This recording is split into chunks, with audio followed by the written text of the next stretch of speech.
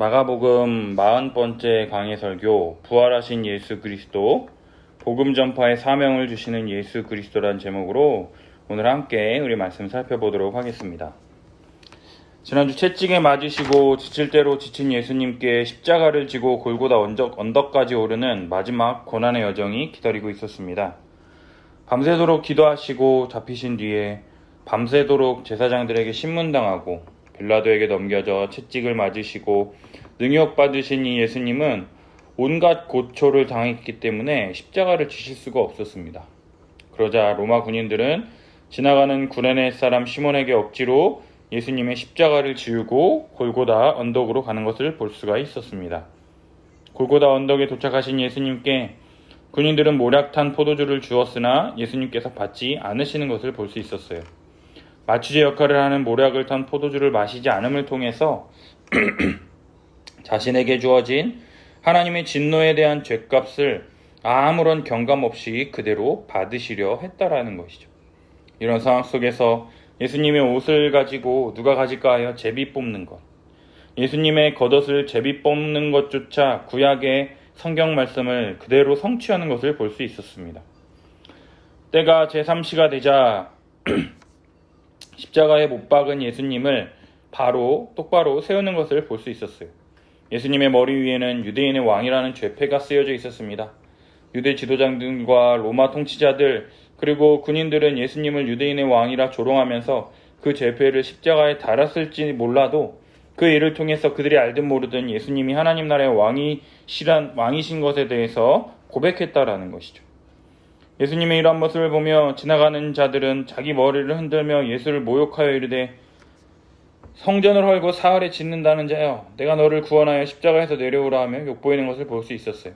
이런 조롱에도 불구하고 참된 성경 되시는 예수님은 사흘 만에 죽음 가운데서 부활하심을 통하여 그들의 비난과 조롱마저 그대로 성취하는 것을 볼 수가 있었습니다.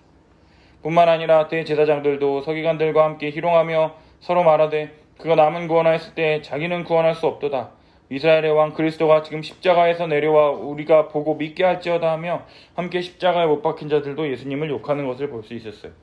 그러면서 예수님을 향해서 이스라엘의 왕 그리스도라 부르고 있다라는 거예요. 그들은 예수님을 조롱하기 위해서 이렇게 말했겠지만 그들의 입술을 통해서 실제 하나님께서 모든 사람을 구원하시고자 아들 예수 그리스도를 보내신 하나님의 구원 계획, 이 복음이 역설적으로 예수님을 조롱하는 그들의 입술을 통해서 선포되어지고 있다라는 것이죠. 예수님은 그들의 고백처럼 자기 자신은 구원할 수 없는 무능력한 메시아가 아니라 스스로 구원하지 않으심을 통해서 다른 모든 사람을 구원하시는 메시아, 우리 주 예수 그리스도시라는 것이죠. 제6시 정오가 되자 온 땅에 어둠이 임하여 제9시 오후 3시가 되는 것을 볼 수 있습니다.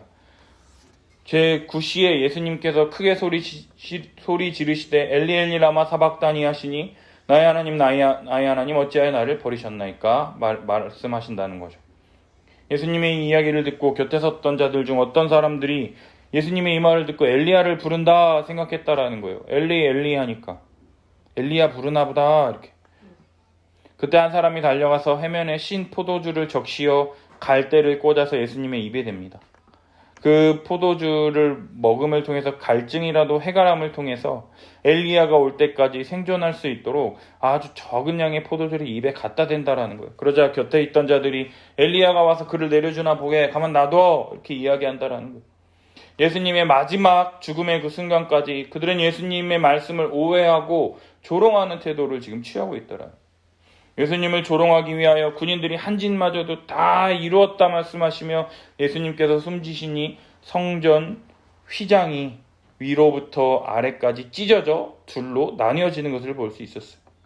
지성소와 성소를 구분하는 이 휘장, 높이만 25m, 두께만 25cm 되는 굉장히 두껍고 커다란 가죽, 죄인은 거룩하신 하나님 앞에 나아갈 수도 없고 그분과 함께 할 수 없다라는 것을 이 휘장을 통하여 하나님이 거하시는 이 지성소와 우리가 거하는 곳이 철저하게 구분이 되는 것이죠. 그런데 이 휘장이 위에서부터 아래로 찢어짐을 통해서 지성소와 성소의 구분이 사라졌다라는 거예요. 이제는 누구든지 예수 그리스도를 믿음으로 거룩하신 하나님께 나아갈 수 있게 되었음을 성전 휘장이 위에서부터 아래로 찢어짐을 통해서 알 수 있다라는 거예요.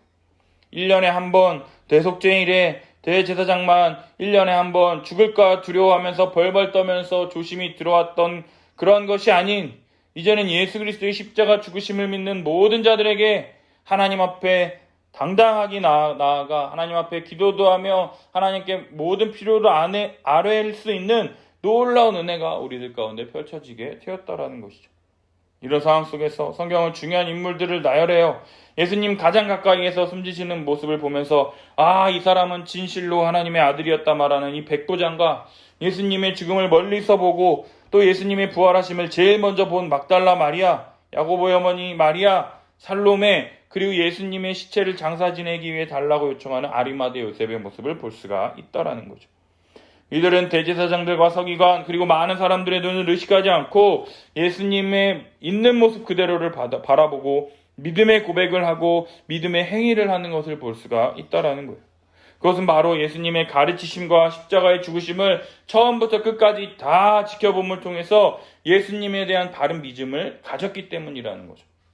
예수님의 가르침을 통해서 하나님 나라와 예수님께서 우리에게 주시려는 복과 은혜, 안식이 무엇인지를 들었고 또한 성령을 통해서 오래전부터 자신들에게 약속된 이 복과 은혜, 이 엄청난 일이 일어났다라는 것을 알고 믿고 경험하게 되었다라는 것이죠. 그리스도 안에서 새 사람 되어서 이전에 알지 못했던 것, 이해되지 않았던 것들이 믿음으로 말미암아 이해가 되고 그분을 더 알고 싶고 더 알아가기 위해서 그분이 원하시는 것, 그분이 기뻐하시는 것을 어떤 고난이 닥친다 할지라도 감수하면서 감당하고 있다라는 거예요. 예수 그리스도로 말미암아 얻게 되는 이 하나님 나라의 풍성함과 부유함으로 인해서 예수 그리스도의 십자가의 은혜가 너무나 크게 보이고 주님께서 그 영원한 나라에서 살게 하실 것이 너무나도 확실하기 때문에 그렇게 살지 않을 수가 없었던 것이죠. 우리 사랑하는 우리 성도들도 예수 그리스도를 믿음으로 인하여 이러한 섬김과 헌신의 삶을 살아가는 우리 성도들이 되시기를 예수님의 이름으로 축복합니다. 오늘 본문을 보면 예수님께서 돌아가시고 난 뒤 예수님이 언제 돌아가셨느냐면 우리가 성금요일이라고 하잖아요. 금요일에 돌아가셨어요. 근데 금요일에 돌아가시고 난 뒤 안식 후 첫날, 예수님 당시에는 토요일이 안식일이었잖아요. 그래서 지금도 제7일 안식교 애들은 토요일을 안식일로 지키는 이유가 그거라는 거죠. 그래서 안식 후의 첫날, 그래서 주일이에요. 안식 후 첫날 막달라 마리아와 야고보의 어머니 마리아와 살로메, 이 세 여인이 예수님께 바르기 위하여 향품을 사두었다가 안식 후 첫날 매우 일찍 해돋을 때에 예수님의 무덤으로 가는 것을 볼 수가 있다라는 거예요. 지난주 우리가 살폈던 15장 42절을 보면은요, 아리마대 요셉이 예수님의 시체를 장사 지내려고 하는데 예수님께서 돌아가신 시각이 제9시, 오후 3시였잖아요. 그리고 말씀드렸죠? 당시 유대인들은 하루의 시작이 몇 시라고요? 저녁 6시라고 그랬죠. 그러니까 3시간 후면 토요일 안식일이 시작이 되는 거예요. 그렇기 때문에 안식일은 어떻게 됩니까? 부정한 것을 만져서도 안 되고 가까이에서도 안 되잖아요. 그러니까 예수님의 시체를 만져서도 안 되고 장사를 치를 수도 없었다라는 거죠.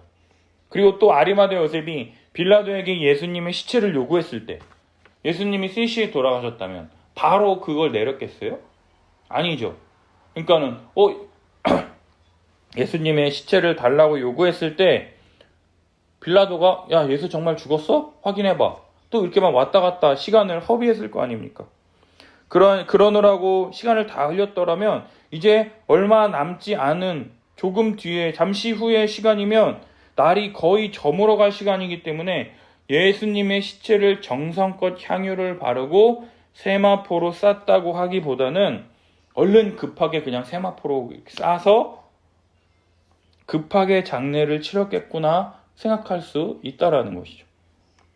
그러나 요한복음을 보면은요, 아리마대 요셉과 니고데모가 예수님의 장례를 위하여 모략과 침향이 섞인 것을 100리트라쯤 가지고 와서 유대인의 장례법에 따라 향품과 함께 세마포를 싼 것을 알 수가 있어요. 그러나 무덤 안에서 이런 일을 했겠죠. 그러나 무덤 밖에서 멀리에서 이 예수님이 장사 지내는 이 모습을 본 이 여인들은 지금 이렇게 그 장례를 잘 치렀는지 모를 거 아니에요. 굴 안에서 이런 일이 벌어지고 있으니, 그래서 예수님의 장례를 잘 치르지 못했다라는 것이 마음에 걸렸는지 이 세 여인은 향품을 사두었다가 안식일에는 시체를 가까이 할 수 없으니까 안식 후 첫날 아침 일찍 예수님의 시체에 바르기 위하여 이 향품을 가지고 예수님의 무덤으로 향하는 것을 볼 수가 있다라는 거예요. 마가복음 15장 47절 한번 읽어볼게요. 막달라 마리아와 요새의 어머니 마리아가 예수 둔 곳을 보더라. 이 여인들이 예수님이 어디 있는지를 봤잖아요. 그러니까 안식 후 첫날 아침 일찍에 예수님의 무덤으로 향품을 들고 가는 거예요. 왜요? 존경하는 예수님의 시체에 존경의 표로 마음을 다하여 예수님의 시신에 향품을 바르려 해 뜰 때 아침 일찍부터 예수님의 무덤을 향하고 있다라는 것이죠. 예수님 무덤을 향하면서요, 여인들이 걱정하는 게 있어요. 그게 뭐냐? 누가 우리를 위하여 무덤 문에서 돌을 굴러주리요 생각한다는 거. 옮겨줄 사람을 데리고 가거나 아니면 뭐 흔한 말로 중장비든 아니면 지게든, 중장비가 없을 거니까 뭐 나무로 막 이렇게 굴리든 아니면 지렛대든 아니면 뭐 어떤 건장한 남성들 보고 옮겨달라고 준비도 없이 그냥 무작정 해 뜨기 전에 예수님의 무덤으로 향하는 이 여인들의 대담함을 볼 수 있다라는 거예요. 그러면서 누가 이걸 돌을 올려주지 이렇게 걱정하면서 이렇게 땅바닥을 보고 이렇게 무덤을 향해서 가고 있다가 눈을 들어서 예수님의 무덤을 바라보니까 어떻게 돼 있느냐? 벌써 돌이 굴려져 있는 것을 확인한다라는 거죠. 여인들이 걱정했던 그 돌을 옮길 필요가 없어졌어요. 사라졌어요. 걱정했던 이 염려가 제거됐다라는 거죠. 그런데 예수님의 무덤을 막은 그 돌이 심히 크더라라고 성경은 기록하고 있다라는 거예요. 뭐 요한복음과 뭐 마가복음, 누가복음, 마태복음 이렇게 막 사복음서를 보면 막 잘 기록되어 있죠. 누가 옮겼고 막 이렇게 기록되어 있는데 마가는 그런 거에 관심이 없어. 그냥 열렸어. 이제 그러니까 들어가는 거예요. 예수님의 무덤에 도착한 세 여인이 무덤에 들어가니 흰옷 입은 한 청년이 우편에 앉은 것을 보고 놀랍니다. 흰옷 입은 청년이 누구냐? 갑론을박이 있지만 대부분의 학자들은 이 흰옷 입은 청년이 하나님의 천사라고 해석한다라는 거죠.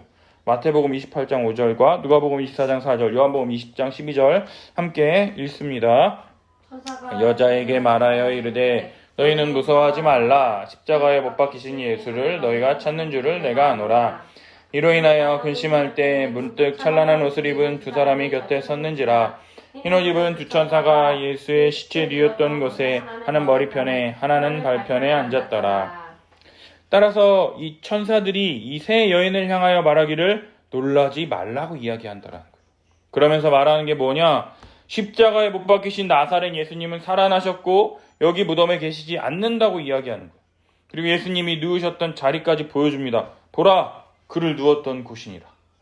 그리고 말하기를 가서 그의 제자들과 베드로에게 이르기를 예수께서 너희보다 먼저 갈릴리로 가시나니 전에 너희에게 말씀하신 대로 너희가 거기서 배우리라 말하라 전하는 것을 볼 수가 있더라.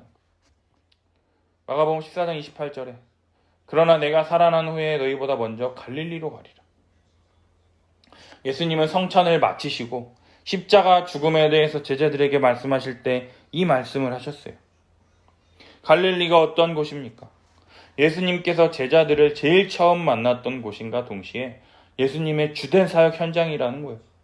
하나님 나라를 전파하셨음에도 불구하고 예수님을 적대시하고 예수님을 십자가에 못 박으라 외치며 인간의 세속적 탐욕적 욕망이 가득 찬 이 예루살렘과는 대조적인 시골의 조용하고 한적한 지역이라는 것이죠.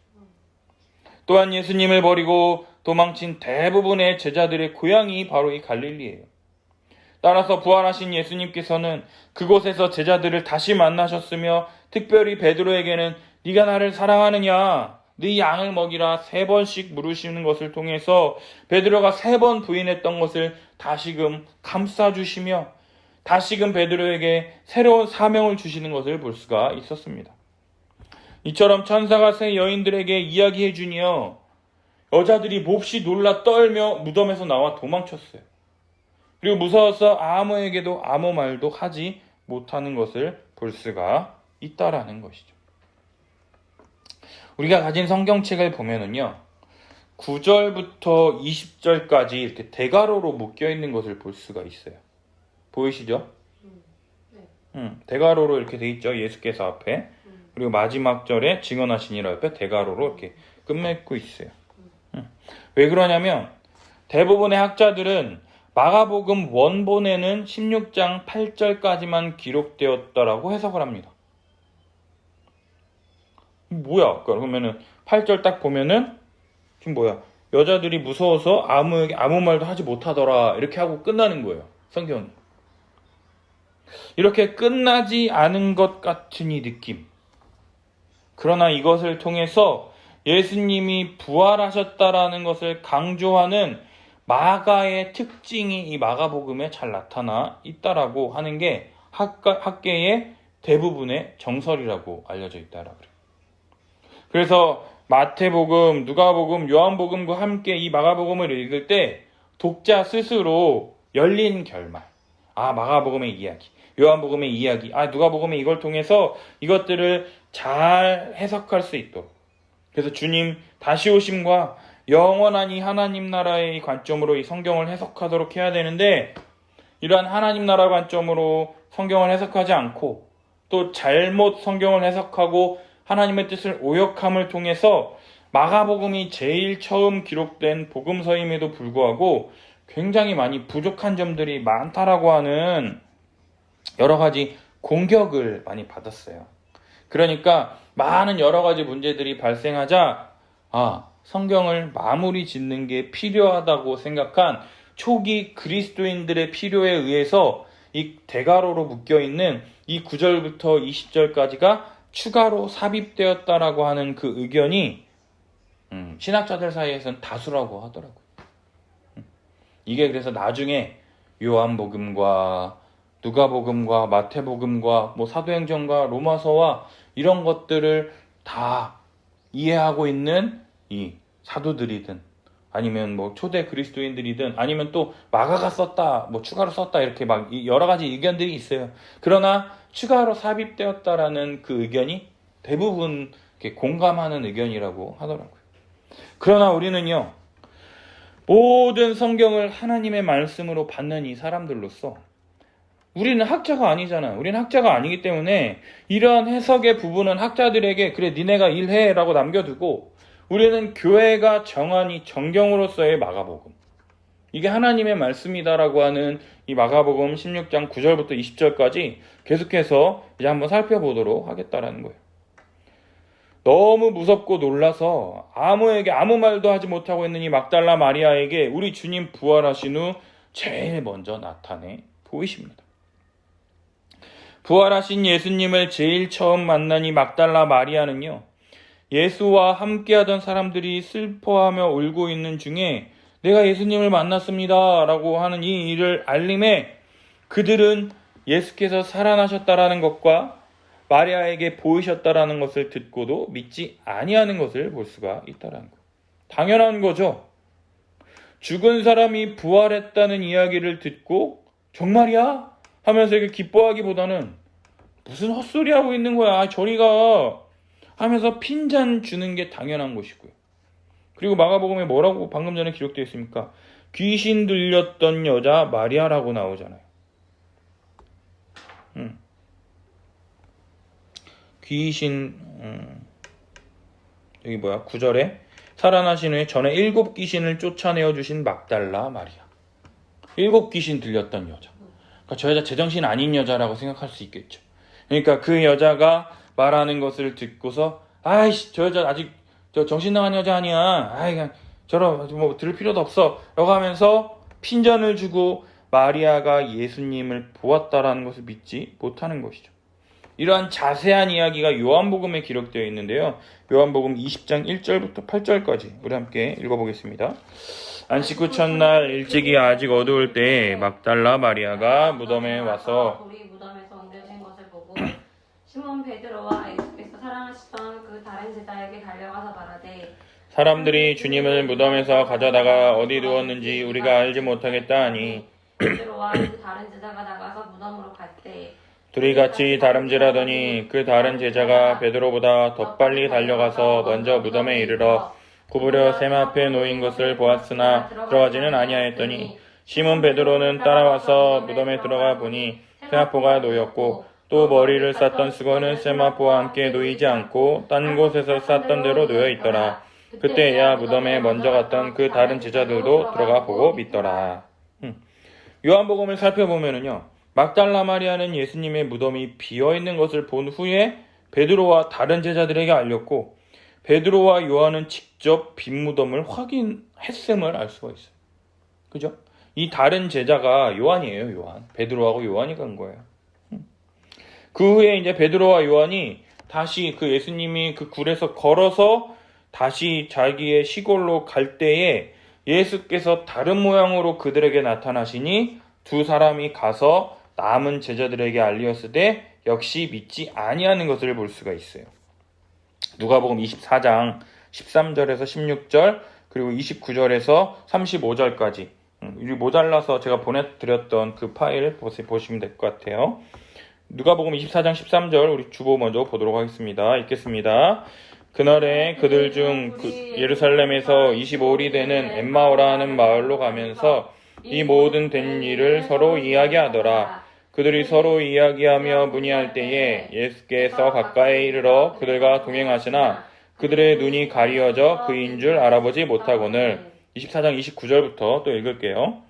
그들이 강권하여 이르되 우리와 함께 유하사이다. 때가 저물어가고 날이 이미 기울었나이다 하니 이에 그들과 함께 유하러 들어가시니라. 그들과 함께 음식 잡수실 때에 떡을 가지사 축사하시고 떼어 그들에게 주시니 그들의 눈이 밝아져 그인 줄 알아보더니 예수는 그들에게 보이지 아니하시는지라. 그들이 서로 말하되 길에서 우리에게 말씀하시고 우리에게 성경을 풀어주실 때에 우리 속에서 마음에 뜨겁지 아니하더냐 하고 곧 그때로 일어나 예루살렘에 돌아가 보니 11제자 및 그들과 함께한 자들이 모여 있어 말하기를 주께서 과연 살아나시고 시몬에게 보이셨다 하는지라. 두 사람도 길에서 된 일과 예수께서 떡을 떼심으로 자기들에게 알려지신 것을 말하더라. 아멘. 부활하신 후에 세마포만 놓여있는 것을 확인하고요. 한 10km 정도 떨어진 엠마오로 가는 길에 예수님께서 나타나셨음에도 불구하고 마가복음에서는 다른 모양으로 그들에게 나타나셨다 기록하고요. 누가복음에서는 그들의 눈이 가리어져 깨닫지 못했다라고 기록하고 있다라는 거예요. 그 이유가 뭐냐? 예수님의 무덤이 비어있는 것은 자신들의 눈으로 확인했지만 예수님이 부활하셨다라는 사실은 믿지 못했기 때문이라는 거예요. 부활하신 예수님께서 자신의 눈앞에 있는데 어떻게 예수님이 살아나? 비슷한 사람이겠지. 잘못 본 거야. 이렇게 생각했다라는 것이죠. 그러나 그들의 눈이 밝아져 그인 줄 알아보니 깨닫게 된 이후에 예수님 예루살렘으로 돌아가서 제자들에게 자신들이 겪은 일을 알렸으나 남은 제자들 역시 믿지 아니하는 것을 볼 수가 있어요. 첫 번째는 막달라 마리아에게 보이시고 그 막달라 마리아가 제자들에게 말하니까 안 믿었어요. 그러니까 베드로와 요한만 가서 그 무덤이 빈 것을 실제로 확인했죠. 그러니 예수님이 누구에게 나타나셨어요? 베드로와 요한에게 나타나셨죠. 근데도 못 알아보다가 알아보니까 그리고 보고 난 것을 제자들에게 다시 말하는데 제자들이 믿지 않는 것을 볼 수 있어요. 그러니 세 번째로 예수님께서 이 11제자가 음식을 먹을 때에 예수님께서 그들에게 나타나사 그들의 믿음 없는 것과 마음이 완악한 것을 꾸짖으시니 이는 자기가 살아난 것을 본 자들의 말을 믿지 아니함 때문이라고 마가는 기록하고 있다는 거예요. 이에 대한 자세한 기사가 누가복음에 기록되어 있어요. 누가복음 24장 36절부터 읽겠습니다. 이 말을 할 때 예수께서 친히 그들 가운데 서서 이르시되 너희에게 평강이 있을지어다 하시니 그들이 놀라고 무서워하여 그 보는 것을 영으로 생각하는지라. 예수께서 이르시되 어찌하여 두려워하며 어찌하여 마음에 의심이 일어나느냐. 내 손과 발을 보고 나인 줄을 알라. 또 나를 만져보라. 영은 살과 뼈가 없으되 너희 보는 바와 같이 나는 있느니라. 이 말씀을 하시고 손과 발을 보이시나 그들이 너무 기쁨으로 아직도 믿지 못하고 놀랍게 여길 때에 이르시되 여기 무슨 먹을 것이 있느냐 하시니 이에 구운 생선 한 토막을 드리니 받으사 그 앞에서 잡수시더라. 또 이르시되 내가 너희와 함께 있을 때에 너희에게 말한 바 곧 모세의 율법과 선지자의 글과 시편에 나를 가리켜 기록된 모든 것이 이루어져야 하리라 한 말이 이것이니라 하시고 이에 그들의 마음을 열어 성경을 깨닫게 하시고 또 이르시되 이같이 그리스도가 고난을 받고 제3일에 죽은 자 가운데서 살아날 것과 또 그의 이름으로 제3을 받게 하는 회개가 예루살렘에서 시작하여 모든 족속에게 전파될 것이 기록되었으니 너희는 이 모든 일의 증인이라. 볼지어다 내가 내 아버지께서 약속하신 것을 너희에게 보내리니 너희는 위로부터 능력으로 입혀질 때까지 이 성에 머물라 하시니라. 아멘. 제자들은 예수님을 보고 유령으로 생각했어요. 영으로 생각했다. 유령으로 생각했다. 귀신으로 생각했다라는 거죠. 그러자 예수님은 제자들을 꾸짖으세요. 어찌하여 두려워하며 어찌하여 마음에 의심이 일어나느냐. 예수님은요, 자신의 살과 뼈가 있는 자신의 손과 발을 보이셨어요. 그럼에도 제자들이 아직도 믿지 못하고 놀랍게 여길 때, 이게 말이 돼 하면서 놀랍게 여기니까 예수님이 야, 먹을 것 가져와봐 하는 거예요. 왜요? 귀신이 음식을 먹습니까? 귀신을 먹어요? 귀신 안 먹잖아요. 못 먹잖아요. 그런데 예수님은 구운 생선 한 토막을 그들 앞에서 잡수시는 것을 볼 수가 있다라는 거죠. 예수님께서 3번씩이나 제자들에게 십자가에 달려 죽으실 것에 대해서 말씀하셨고 부활 후에 너희보다 먼저 갈릴리로 갈 것이다라고 미리 말씀까지 해주셨음에도 불구하고 예수님의 말씀을 듣고 믿지 않는 것과 부활하신 예수님을 보았음에도 불구하고 예수님이라고 생각하기보다는 유령이라고 생각하는 이 믿지 못하는 제자들의 이 완악한 마음을 지금 꾸짖고 계시다라는 거예요. 제자들을 꾸짖으신 그 이후에 예수님은요, 제자들에게 3가지 당부를 하세요. 첫 번째, 너희는 온 천하에 다니며 만민에게 복음을 전파하라. 이거는요, 마태복음 28장 18, 19, 20절이에요. 우리 함께 읽겠습니다. 예수께서 나와 말씀하여 이르시되 하늘과 땅의 모든 권세를 내게 주셨으니 그러므로 너희는 가서 모든 민족을 제자로 삼아 아버지와 아들과 성령의 이름으로 세례를 베풀고 내가 너희에게 분부한 모든 것을 가르쳐 지키게 하라. 볼지어다 내가 세상 끝날까지 너희와 항상 함께 있으리라. 아멘. 또 누가복음 24장 46절부터 읽겠습니다. 또 이르시되 이같이 그리스도가 고난을 받고 제3일에 죽은 자 가운데서 살아날 것과 또 그의 이름으로 죄사함을 받게 하는 회개가 예루살렘을 시작하여 모든 족속에게 전파될 것이 기록되었으니 너희는 이 모든 일의 증인이라. 마태복음과 누가복음에 기록된 말씀을요, 마가복음에서는 온 천하에 다니며 만민에게 복음을 전파하라 이렇게 간략하게 이야기하고 있다라는 거. 마가의 특징이에요. 마가는 간략하게 그냥 딱 그 핵심만 딱 마치 공대생처럼 딱 핵심만 딱 기록한다라는 거죠. 그리고 예수님이 2번째 제자들에게 부탁하신 게 뭐냐? 믿고 세례 받는 사람은 구원을 얻을 것이요 믿지 않는 사람은 정죄를 받을 것이다라고 말씀하신다라는 거. 제자들이 온 천하에 다니며 만민에게 복음 전할 때에요, 믿으면 구원받고 믿지 않으면 정죄받는다라고 말씀하고 있는 거예요. 하나님께서 우리를 위하여 예수 그리스도 안에서 행하신 이 위대한 구원 계획을 믿을 때 우리가 구원을 받는 것이죠. 예수님이 우리 죄를 대신 지시고 십자가에서 참혹하게 형벌대속적 죽음을 받으셨다라는 이 사실을 믿을 때 우리의 죄는 사함을 받고 의롭다함을 얻어 구원에 이르게 되는 것이에요. 하나님께서 우리를 위하여 예수님을 화목제물로 세우셨다라는 것을 믿을 때 구원을 받는다라는 것이죠. 그리고 3번째, 믿는 자들에게 이러한 표적이 따르리니 곧 그들이 내 이름으로 귀신을 쫓아내며 새방언을 말하며 뱀을 집어올리며 무슨 독을 마실지라도 해를 받지 아니하며 병든 사람에게 손을 얹은즉 나으리라 하시는 것을 볼 수가 있어요. 믿는 자들에게 이러한 표적이 따른다라고 하는데 그 표적이 어떤 표적이냐? 예수님의 이름으로 귀신을 쫓아내며 사도행전 5장 14절 함께 읽습니다. 믿고 주께로 나오는 자가 더 많으니 남녀의 큰 무리더라. 심지어 병든 사람을 메고 거리에 나가 침대와 묘에 누이고 베드로가 지날 때에 혹 그의 그림자라도 누구에게 덮일까 바라고 예루살렘 부근에 수많은 사람들도 모여 병든 사람과 더러운 귀신에게 괴로움을 받는 사람을 데리고 와서 다 나음을 얻으니라. 예수님의 이름으로 귀신을 쫓아내고 나음을 얻는 일. 또 새 방언을 말하며, 새 방언 사도행전 2장 1절입니다. 오순절 날 이름에 그들이 다 같이 한 곳에 모였더니 호련히 하늘로부터 급하고 강한 바람 같은 소리가 있어 그들이 앉은 온 집에 가득하며 갈라지는 것들이 그들에게 보여 각 사람 위에 하나씩 임하여 있더니 그들이 다 성령의 충만함을 받고 성령이 말하게 하심을 따라 다른 언어들로 말하기를 시작하니라. 이렇게 막 새 방언을 이야기하는 거예요.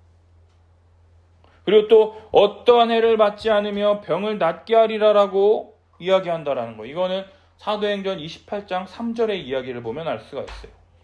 바울이 나무 한 묶음을 거두어 불에 넣으니 뜨거움으로 말미암아 독사가 나와 그 손을 물고 있는지라.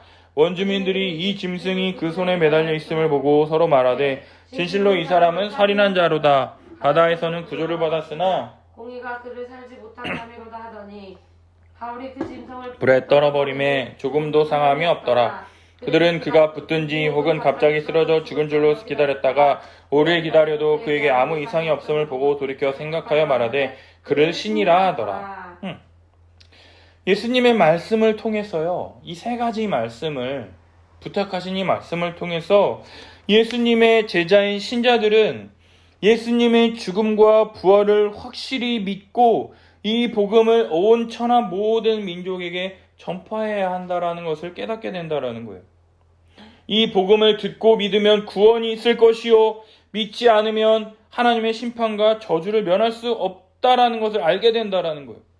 이때 신자들은 복음 전할 때 내가 잘할 수 있을까? 염려하거나 두려워하지 말아야 한다라는 거예요.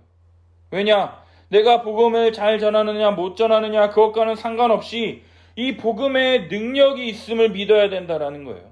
이 복음을 전할 때 하늘과 땅의 모든 권세를 가지신 우리 주님께서 우리와 함께 하심을 통하여 놀라운 이 하늘의 기적과 능력이 함께 할 것이며 전능하신 하나님께서 우리를 보호하실 것을 믿음으로 담대히 전할 수 있게 된다라는 거예요. 이 복음을 받아들이며 구원을 받을 것이고요, 받지 않으면 구원을 얻지 못할 것임을 알 거예요.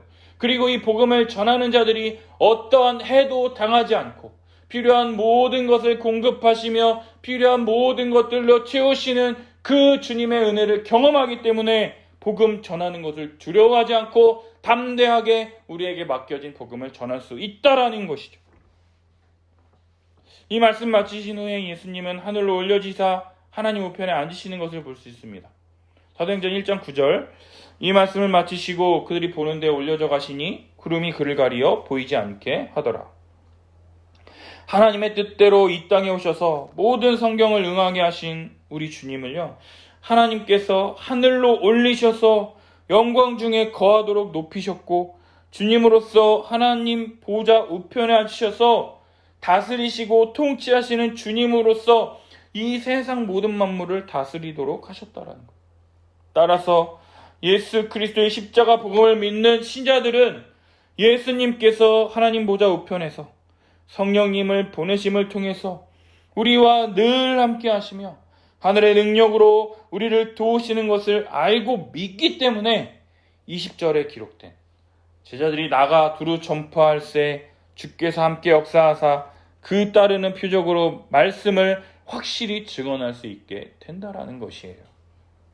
사랑하는 여러분, 1절부터 8절까지가 마가복음이고 9절부터 20절은 후대 사람들이 기록했건 마가가 추가로 기록했건 사도들이 기록했건 이것들은 신학자들에게 맡겨두고 우리들은 이 본문을 통해서 우리가 얻을 유익이 무엇인지 집중해 본다면요, 오늘의 메인은 예수님께서 죽음 가운데 부활하셨다라는 것이에요. 그리고 부활하신 예수님을 가장 처음 목격한 사람은 바로 여인들이었다라는 것이죠. 당시 여자들은 어떻게 취급되었습니까? 인원수에도 포함되지 않을 정도로 인간 대접도 받지 못하는 시대였죠. 그러한 여인들의 입술을 통해서 전달되는 복음을 사람들이 듣기나 했겠습니까? 당연히 듣지도 않고 무시하는 것이 당연한 것이었겠죠. 그러나 우리 주님은 남녀노소, 신분의 고하를 막론하고 누구든지 부활하신 예수님의 영광을 볼 수 있도록 복음 전하는 사명을 우리에게 맡기시는 것을 볼 수가 있다라는 것이에요. 이러한 삶을 살기 위해서는 가장 중요한 예수 그리스도의 죽음과 부활이라고 하는 가장 중요한 예수 십자가 복음을 알고 믿어야 한다라는 것입니다. 올해로 신학을 공부한 지 10년이 되었습니다. 아직 초짜고 성경을 다 연구하지도 못했고 많이 부족하지만 이제 조금씩 뭔가를 알아가는 것 같습니다. 왜 교수님들이, 많은 신학자들이 성경을 예수 그리스도 중심적으로, 하나님 나라 중심적으로, 구속 역사 중심적으로 성경을 해석해야 한다고 말하는지 이제야 조금 알 것 같습니다. 그런데 많은 목회자들이 예수 그리스도 중심적으로, 하나님 나라 중심적으로, 그리스도의 구원 역사 중심적으로 성경을 해석해야 하는데 그렇게 하지를 않습니다. 왜냐하면 복음을 잘 모르기도 하고 예수 십자가 복음을 성도들이 싫어하기 때문이다라는 거예요. 자기를 부인하고 자기 십자가를 지고 나를 따르라고 하는 복음을 싫어하기 때문입니다.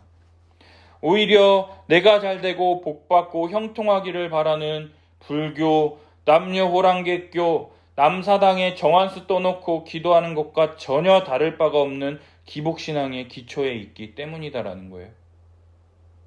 마가복음을 1장부터 16장까지 40주를 설교해 오면서 예수 그리스도의 십자가 복음, 예수님이 왜 이 땅에 오셨는지, 예수님이 이 땅에 오심을 통해서 어떠한 일이 펼쳐졌으며 예수님의 오심을 믿는 자들에게 어떠한 은혜가, 어떠한 영광이 펼쳐졌는지를 계속해서 살펴보고 설교했습니다. 그러나 가장 중요한 것은 예수 그리스도를 이 땅에 보내심을 통해서 우리를 구원하시고자 하는 이 하나님의 구원 계획, 예수 그리스도의 십자가 죽으심과 부활의 복음을 믿느냐, 그것을 붙드느냐, 그것을 의지하느냐, 그것이 우리 삶의 관건이다라는 것이에요. 많은 사람들이 다 복음을 안다고 생각합니다. 왜냐? 들어봤기 때문에 안다고 생각하는 거죠. 그러나 그렇다면 그 알고 있는 대로, 복음대로 살고 있느냐 할 때 그러지 못한 것을 알 수가 있습니다. 왜냐? 복음을 붙잡지 않기 때문에, 붙들지 않기 때문에 그런 것이죠. 왜 복음을 붙잡지 않습니까? 복음을 믿지 않기 때문에, 좋아 보이지 않기 때문에, 복음대로 살려면 힘들고 포기해야 되고 걸리적거리는 게 많으니까 그냥 복음을 통해서 누리는 혜택과 유익은 받되 깊이 헌신하고 싶지 않은 것이 인간의 죄성이다라는 것이죠. 우리 주님은 이 죄를 해결하시기 위해서 이 땅에 오셨는데 여전히 죄의 문제에는 관심 없고 잘되게 해주시는 하나님, 복 주시는 하나님에만 관심이 있는 우리들의 모습들이 예수를 십자가에 못 박으라 소리쳤던 유대인들의 모습이 오늘날 우리 가운데에도 버젓이 살아있다라는 것을 볼 수가 있다라는 거예요. 복음이 귀한 것임을 알고 좋아 보이고 멋져 보여야 맛집에 줄을 길게 서서라도 제주도 연돈에 하루 전날 밤에 와서 텐트 치고 24시간을 꼬박 기다려도 돈가스 한 입 물면 모든 고통이 다 잊혀진다라고 말하듯이 복음이 주는 그러한 은혜와 기쁨이 있어야 할 텐데 복음이 주는 하나님 나라의 영광과 풍성함보다는 물질이 주는 부유함, 쾌락, 즐거움이 눈에 더 좋아 보이는 것은 어쩔 수 없는 것인가요? 그렇다면 우리는 어떻게 해야 합니까? 우리 어떻게 해야 할까요? 무조건 믿어라 외치고 고등학교 때 야자 시간에 애들 붙잡아 놓고 무조건 공부시켰던 것처럼 그럼 성경 공부시켜야 합니까? 사람은요, 지가 좋아 보이고 지가 하고 싶은 것 할 때 무섭게 집중하는 것을 볼 수가 있잖아요.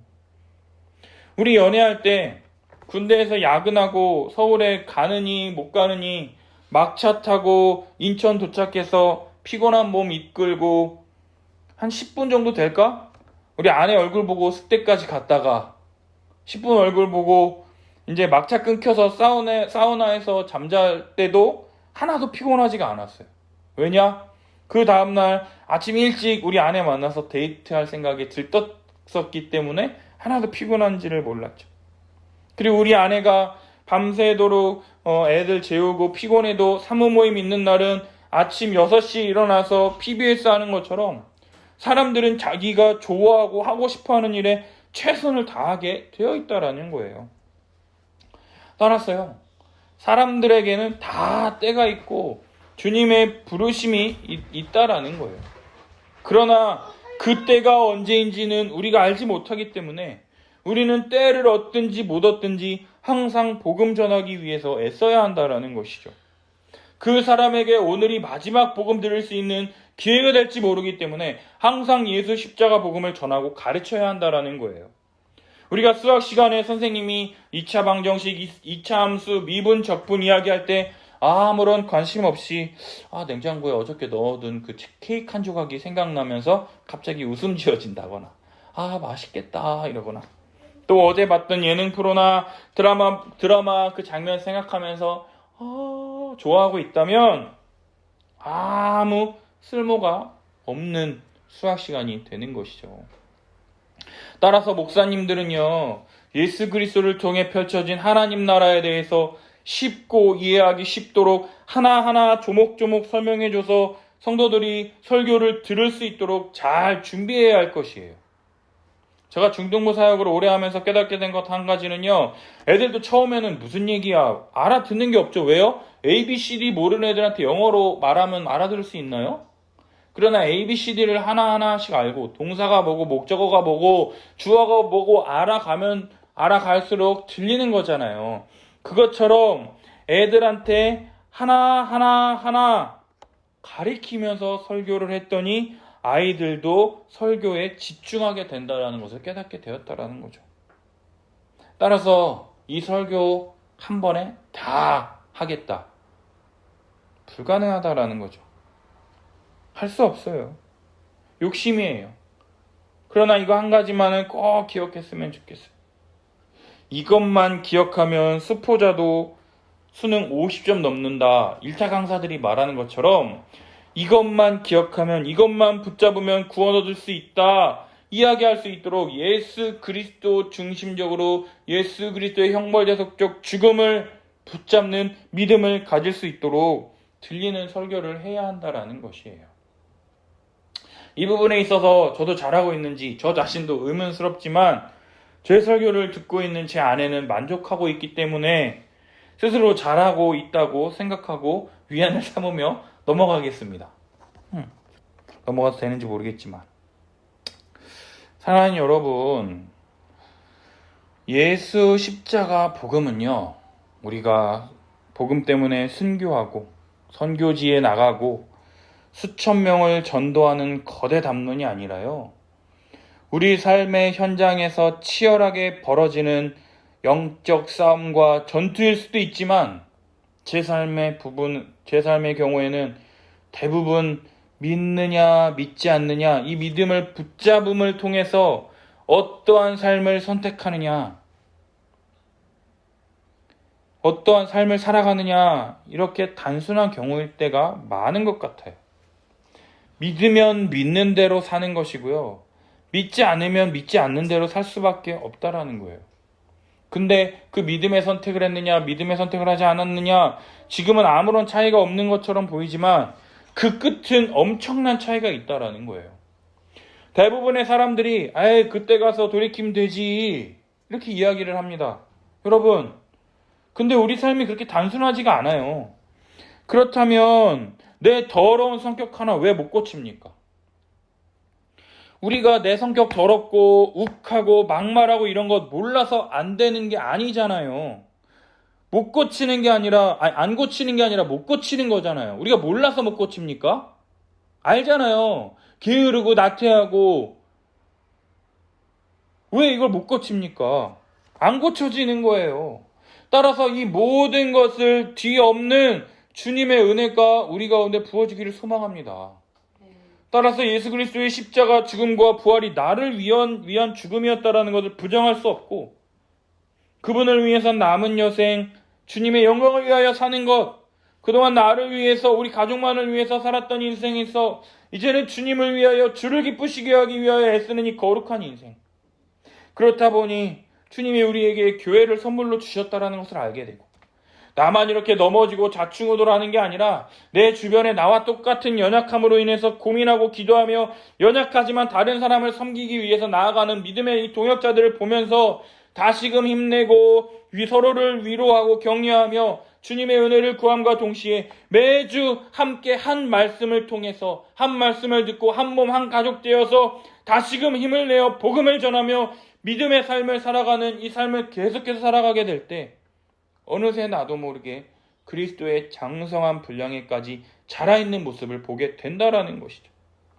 시작도 예수 그리스도의 복음의 능력으로 말미암아 이런 삶을 살아갈 수 있게 되었으며, 마지막 새하늘과 새 땅에도 예수 그리스도의 십자가 복음의 능력으로 말미암아 하나님 나라의 풍성한 삶이 우리들에게 보장되어 있다는 것을 믿음의 눈으로 바라보고 그것을 맛보고 이 교회를 통해서 맛보고 함께 누리며 살아가는 그 즐거움이 우리 교회를 통해서 우리 가운데 주어지게 될 것이다라는 거예요. 사랑하는 여러분, 우리 죄의 문제를 해결하기 위하여 십자가에 달리신 우리 주 예수 그리스도, 그리스도의 십자가 복음만을 자랑하는 우리 교회 성도들이 되시기를 예수님의 이름으로 축복합니다. 아멘. 오직 그분의 복음을 전함을 통해서 구원받는 성도들을 넘치게 하시며 하나님 나라로 이끄실 것을 소망하며 믿음으로 우리에게 주어진 믿음의 발걸음을 뚜벅뚜벅 한 걸음 한 걸음 걸어가시는 우리 성도들이 되시기를 예수님의 이름으로 축복합니다. 아멘. 우리 함께 기도했으면 좋겠어요. 부활하신 예수 그리스도의 십자가를 붙잡는 우리가 될 수 있도록 은혜를 구하며 나아갔으면 좋겠습니다. 십자가는요, 나를 붙잡는 것이 아닌 예수 그리스도만을 붙잡는 것입니다. 나를 붙잡으면 실패할 수밖에 없어요. 두렵고 힘들고 어렵지만 예수 십자가를 붙잡을 때 믿음으로 승리할 수 있게 될 것입니다. 우리 주님은 부활하신 후 갈릴리에서 제자들을 만나셔서 그들을 다시 일으켜 세우신 후에 복음 전하는 사명을 주십니다. 나는 목회자가 아니기 때문에 복음 전하지 않아도 돼가 아니라 우리에게 주시는 복음 전파의 사명을 잘 감당할 수 있도록 복음을 알고 배우고 기뻐하는 우리가 될 수 있도록, 따라서 특별하게 전하는 것이 아니라 내 삶에서 자연적으로 기쁨으로 복음을 전하는 우리 삶이 될 수 있도록 기도했으면 좋겠어요. 그리고 마지막으로 복음을 내가 전하는 것이 아니라 하늘과 땅의 모든 권세를 가지신 우리 주님이 우리와 함께 하심으로 부족함 없이 이 복음을 전할 수 있도록 도우심을 믿음으로 이 복음을 전하는, 믿으면 구원을 얻고 믿지 않으면 구원 얻지 못한다라는 이 진리를 가지고 우리에게 주어진, 우리에게 맡겨진 사람들에게 이 복음 전파의 사명을 잘 감당하는 우리 성도들이 될 수 있도록 우리 주님의 은혜를 구하며 함께 기도했으면 좋겠습니다. 기도하겠습니다. 주여